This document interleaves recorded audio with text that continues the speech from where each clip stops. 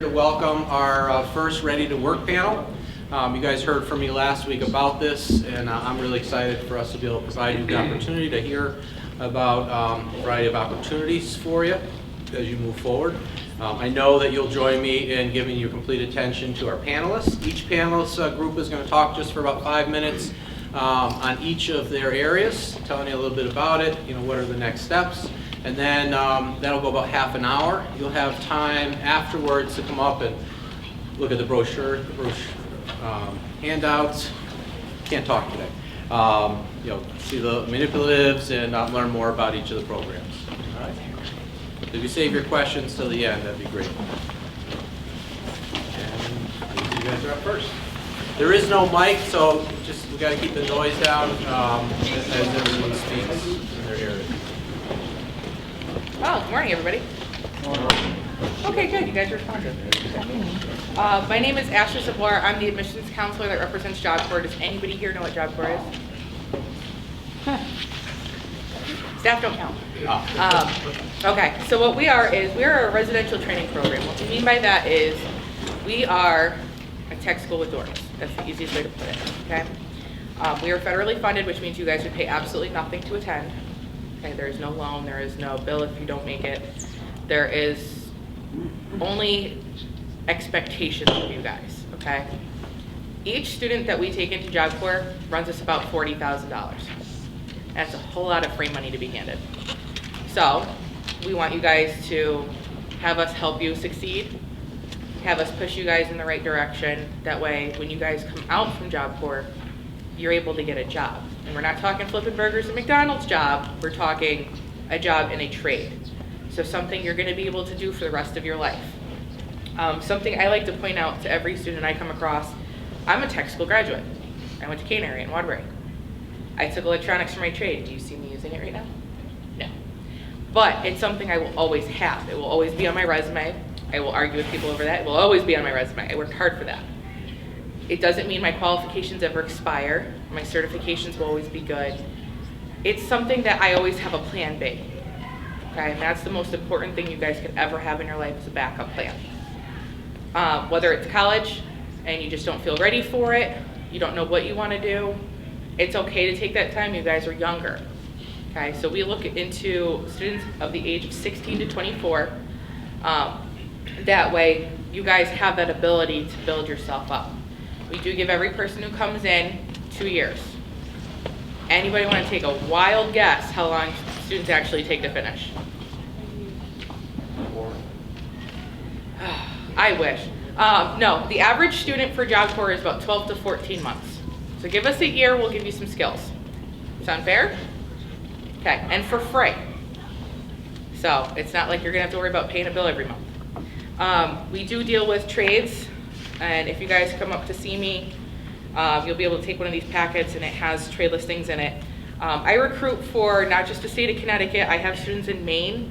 I have students in New Hampshire, Vermont. I have students all over Massachusetts, Rhode Island, and Connecticut. So it is the entire region. Anybody here looking to go far from here someday? Okay, my furthest center is a 15-hour bus ride to northern Maine. It is 2 miles from Canada. So trust me, you don't have to leave New England to go far. We can make it happen. But our trades are typically construction-based, customer service-based, or medical-based. Why? Because you can't send any of those over to another country. They have to be done in person. So your skills are never gonna go back. Okay, we do deal with electronics. We have things like computer networking. We have things like construction technology. We do electrical, plumbing, CNA. We even have some advanced trainings which go into LPN and RN. So you guys have endless possibilities with us. We're just here to kind of make sure you guys don't have to worry about the cost of it. We ask that you guys work hard. Does that sound unfair? Usually it's not. So if you guys have any questions after, feel free to come up and talk to me. I'm more than happy to answer any questions you have.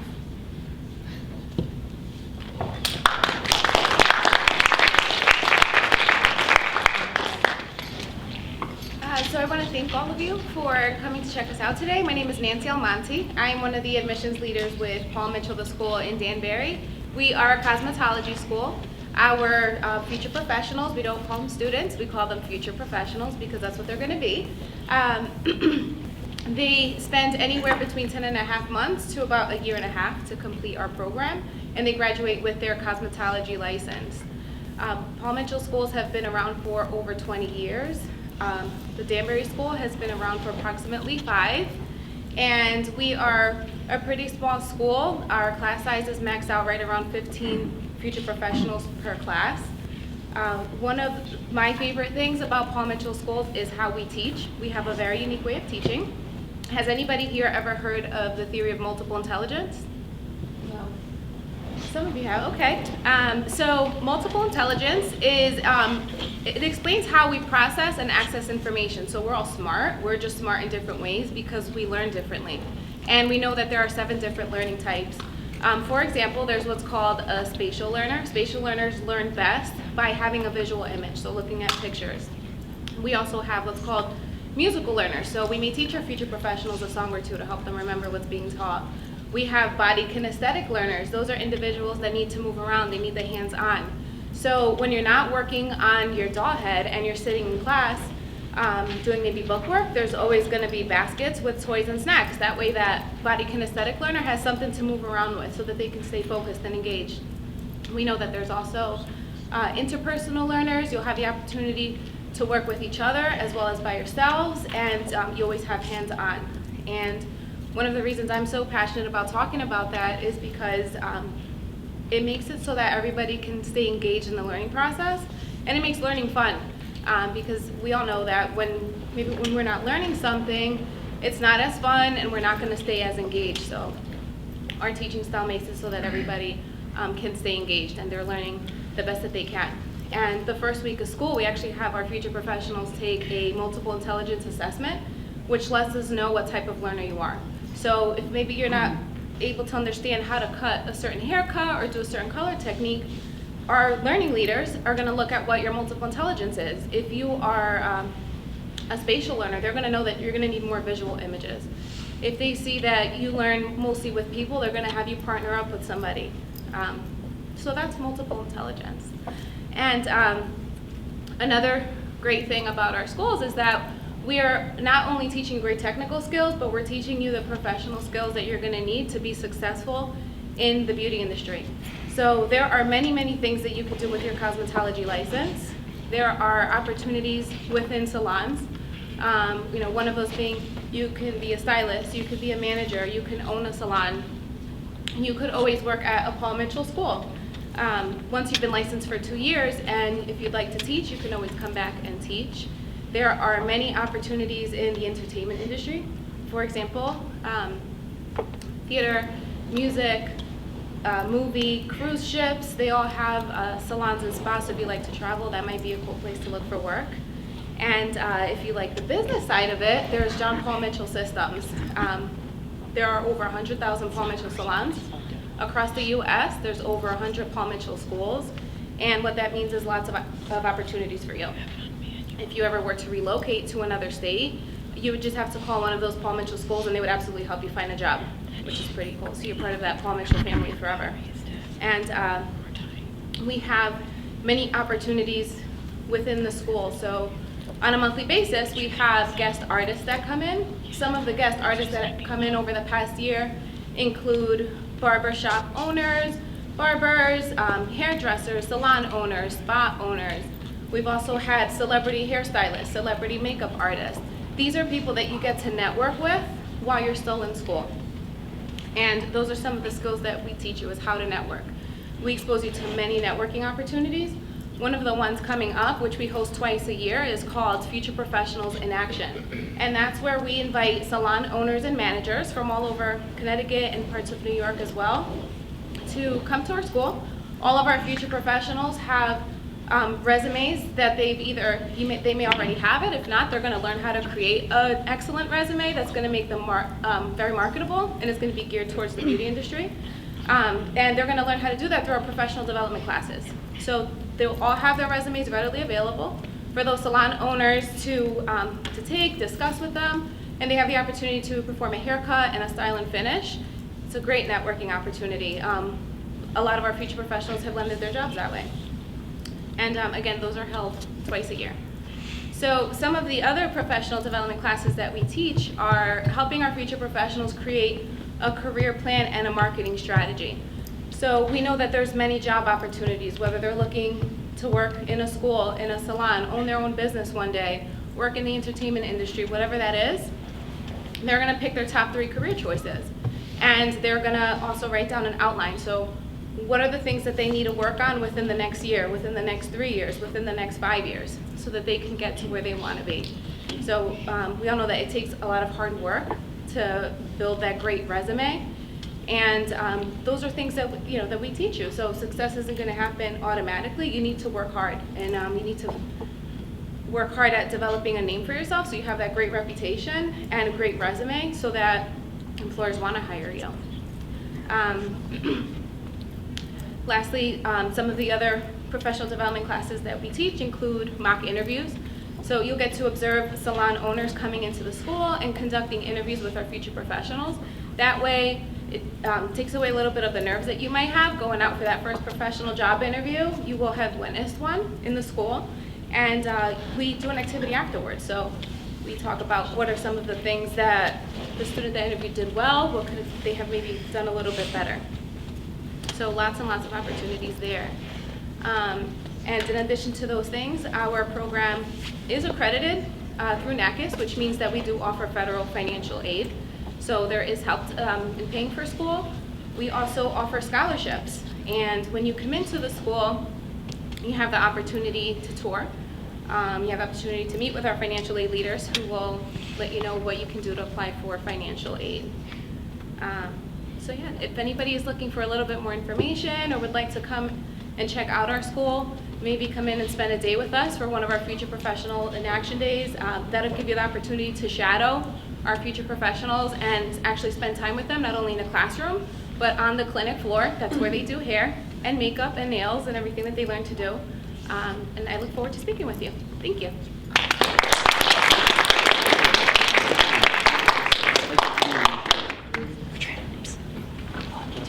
Good afternoon, girls and guys. My name is John Dodona, and I am the apprentice coordinator for Local 478, the International Unit of Operating Engineers. I'm here today to let you know about our trade and our opportunities in our union. First of all, an operating engineer is one that runs the heavy equipment alongside the highways on big building jobs throughout the state of Connecticut. We have one local that represents all the operating engineers in the state of Connecticut. I run the apprenticeship program. The apprenticeship program is two-sided. One side is the operators to run the heavy equipment. The other side is the mechanics that fix it when we break them. We also have a little presence with the surveyors union. We do a lot, or the surveyors, which is part of our union, and do represent them in their field. Let's talk about the union for a little bit. A union, any trade union, is an excellent way to get fantastic pay, good medical benefits, and a dignified pension. I know pension's a long way for you guys when you're here in high school. And it was just a blink of an eye. It seemed like I was the guy there still in high school, and before you know it, you're looking at how important pension really is. I think in this day and age, you guys are a little more in tune to it, so it is a part of your choice of your career, whatever you're going to do. The benefit of a apprenticeship program is it lets you earn money as you're learning a trade. The apprenticeship program has been around for thousands of years. You think about the blacksmith in the Western days that learned how to do a trade. But here, you're actually paid throughout your 4 years. You come to school on the weekends or evenings, whenever you can fit in, and get some more schooling as you go through your 4 years. Each year of your apprenticeship, if you acquire so many hours out on a job and so many hours in school, if you hit a certain number of both of those hours, you get a wage increase. So you could be making a decent wage basically from the first year that you start right through all 4 years of your apprenticeship. Being an operating engineer has a lot of responsibility. If you're running a machine that's a $300,000 machine, it's very important you can be safe with that machine and a proficient and productive operator. Another thing that's very important, and we strive to make sure every operating engineer understands this, is that we have to make sure we have good attendance. To put things in perspective, I'll give you an example. Let's say the operating engineer is running a crane up at New Milford Hospital. And he has 5 carpenters working with him, and has 5 laborers working with him. That's a very common scenario. If one of the laborers calls in sick and doesn't make it to work, the crew goes on with just 4 other laborers and the same carpenters, and the operating engineer. If one of the carpenters calls in sick, even the same day, they still continue on with 4 carpenters and 4 laborers. But if that operating engineer was to call in sick or not show up for work, that job will stop until they can get another operator there. So there's a lot of responsibility to make sure you have very good work ethic, you're very good at what we call life skills, getting to work on time, and showing up every day. It's very, very important in our end of the trade. Another big benefit of being operating engineer is working outside. How many guys and girls like to work outside? All right, we all love it. We all visualize 75 degrees, slight breeze. It's beautiful, right? That's one of the best things about working outside. And I would tell you, as a guy who spent 30 years working outside, one of the worst things of working outside is it's 34 degrees and raining, and you're still outside. It's just the way it is. But all in all, the good days far outweigh the bad days. How many guys and girls here have time on some equipment, either on a farm or working for someone? We have people that work outside, so pretty good amount of them. So we shouldn't have much of a problem identifying some of this equipment. Anybody want to try? Tell me what that is. Go ahead. A loader? A loader. It's a bucket loader is the real name. Slang is a loader. Very good. How about this big one here? Excavator. That's an excavator. Very good. You guys been around the block. This is going to be a tricky one, believe it or not. Backhoe, slang, it's a combination. Got a loader in the front, backhoe in the back. It's a combination. Slang is a backhoe. Bulldozer. What's this attachment on the back? Huh? That's a ripper. I knew I'd get you down. That's a ripper attachment. Goes on the back of that. This one here? Grader. Smooth off the road just before you're going to pave it. And how about this one here? You don't see too much of these in the Northeast. That's a scraper or a pan, usually on bid work. There is, actually, I got a couple of apprentices on some out in the Hartford area on a big flat field out there in Hartford. So there is some presence of them around. The apprenticeship program, both the operator side and the mechanic side, there is no cost. It's free. We're involved with the Department of Labor oversees us. This is the real deal of an apprenticeship program. And the selling point on this is you get to earn money as you learn. And if you go on the DOL website, any of the trades that offer apprenticeship programs, that's what their slogan is going to be, earn when you learn. Okay? If you'd like to talk about this some more, come on over when we're done. We'll talk about the almighty dollar. That's always important to everybody.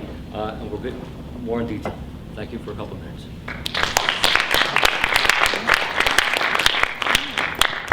How's everybody doing? Good. My name is Mike Balthazar. I work for Universal Technical Institute. How many people have heard of UTI? Okay, great. So if you're not familiar with us, we're Universal Technical Institute. We also have NASCAR Technical Institute, Motorcycle and Marine Mechanics Institute. So we train professional technicians for the transportation and motorsports industry. That's all that we do, okay? And we're the #1 provider of technicians in the United States. We've been around for 50 years, and we have 12 campuses. Part of the reason why we are the #1 provider of technicians is that we do factory training, okay? So students who come through our programs, right? If you're an automotive student, you take 1 year of basic automotive training, okay? It's hands-on technical training. We do not teach general academics, so students are not going to have an English class. They're not going to talk about Shakespeare or sociology. They're just going to work on cars, okay? That's going to involve a lot of math and science. It's going to involve problem solving. There's a lot of electrical components in vehicles today, a lot of computer programs. So you need to understand how to use that type of stuff. So everything that we're going to do is going to relate to those concepts, but always going back to automotive, okay? So students who take an automotive program, they're going to learn the basic stuff. They're going to learn the mechanicals. You're going to come in as if basically you didn't have any background in automotive, and we're going to start from scratch, okay? And we're going to go from the basic to the advanced. And when you're done with this, with the one-year program, you'll be a UTI Automotive Certified Technician. As a student, because we're a master level ASE program, you can also receive your ASE certification and become an ASE Master Technician, okay? So once you're done with the 1 year, that's when you can take your factory training, okay? So these programs are designed by the manufacturer, and they supply the vehicles, okay? They supply all the specialized tools, all the equipment. It's their curriculum. So when you come out of the program, you're a certified technician. So does anyone in here really love cars? Anybody? Okay. What kind of cars do you like? Trucks. Any specific brand? Dodge. Okay. So in 2016, we have a Dodge Mopar program coming to UTI. So if you and I both went to UTI and I took automotive and you took the Mopar program and you wanted to apply for a job at Dodge and you're a certified Dodge technician, then it's clear to see who's going to get hired, right? So it's all about your certifications and credentials. You want your resume to be bigger and better than the person that you're competing against, right? So when you're thinking about careers, the transportation industry right now, there's a huge demand. So from now until 2022, the Bureau of Labor Statistics says that we need 350,000 technicians in automotive, diesel, motorcycle, marine, and collision. Those are all things that we train for, okay? So as far as our campus locations go, we have housing at all of our campus locations. Students will have the opportunity to work a part-time job. It could be within the trade, or it could be, you know, out of the trade. We call them survival jobs. We're just trying to help people earn money so they can go to school. We also have financial aid. So if you're not familiar with financial aid, maybe you're not so much familiar with it, there's an application that's out there. It's called the Free Application for Federal Student Aid. When you do that, the federal government looks at your family's income and they determine how much federal funding that you may be eligible for, right? So you may be eligible for a grant. A grant is money that you actually don't have to pay back. So it's designed to reduce the cost of school to make it more affordable. There's also student loans. And a lot of people may not know this, but if you take a student loan out while you're in school, you don't have to worry about paying for that right away. Okay, you have 6 months after you're leaving school to actually start paying that loan back, and you pay it back over a 10-year period. There's a low interest rate to make it affordable, okay? So we have about $16 million in scholarships at our campuses that you can apply for. And our employment rates are really great. I mean, nationwide through all of our programs, we have a 4 out of 5 employment rate. Our local Norwood campus, which is just outside of Boston, has a 93% employment rate for the past 5 years, which is really great. So there's a lot of opportunity. It's for hands-on visual learners in the transportation and motorsports industry. That's what we do, okay? So I have literature and stuff like that, so if you guys are interested, more than welcome to come up afterwards, okay? Thank you.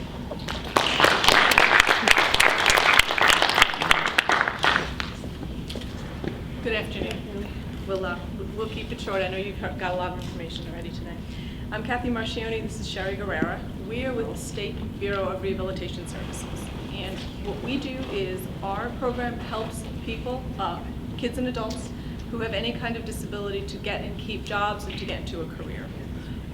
What we consider a disability is a little bit broader than what you might think of that traditionally. So we serve anybody who has, certainly anyone who's on Social Security, as well as anyone who has learning disabilities, any kind of sensory disability, emotional disability, somebody who is in recovery from addictions, someone who is deaf, you name it, we help. We're free also, this is a state federal funded program. So what can we do? We, number one, can help you get a job if you need that. We can get you training to either learn that specific job or move into a better one. So training for your kind of first job or your ongoing career. We do some of that on the job. We do some of that with programs such as the ones that you've heard today. We can also help people with equipment they might need. So if you were someone who happened to use a wheelchair or use hearing aids, you need it for work, you don't have insurance, we can help pay for that. We can help you with, if you're someone who learns differently and wants to learn a job where it may take you a little bit longer than the person next to you, we can get you help right on the job to learn how to do it. Our staff, Sherry for example, is a rehabilitation counselor. What that really is a career counselor specifically geared for individuals who have disabilities. So we can also help you to make the decisions you may need to make to enter into, again, your sort of short-term job and then your long-term career. We have some information here. We'd be happy to have you come up and talk to us. We have offices all over the state. For those of you who may be leaving Connecticut, we have offices all over the country. Come up and meet us and take some information.